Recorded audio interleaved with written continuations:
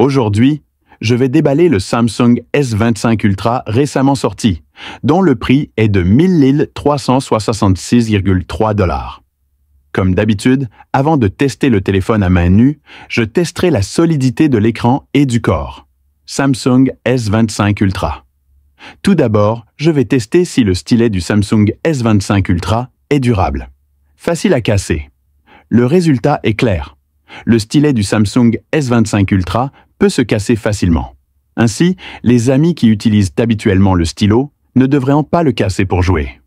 Sinon, vous devrez peut-être utiliser un stylo pour le casser facilement.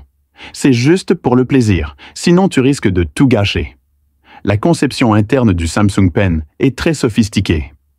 Ensuite, testons l'écran du Samsung S25 Ultra. Le résultat est que l'écran présente des rayures évidentes lorsque la dureté de l'écran est de 6.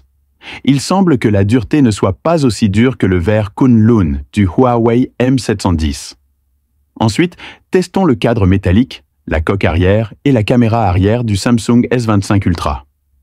Après les tests, le couvercle en verre à l'extérieur de la caméra arrière du Samsung S25 Ultra peut également être ouvert relativement facilement.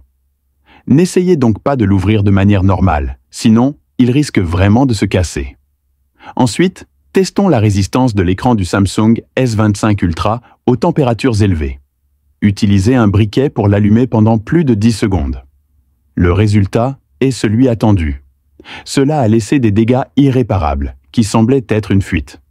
Ensuite, l'étape finale consistait à déverrouiller le téléphone à main nue.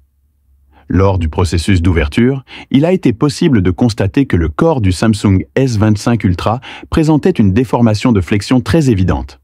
Cependant, après de nombreuses tentatives, le Samsung S25 Ultra ne se casse pas à main nue et la résistance du corps est toujours très forte. C'est tout pour aujourd'hui. Merci d'avoir regardé avec vous Android Plus.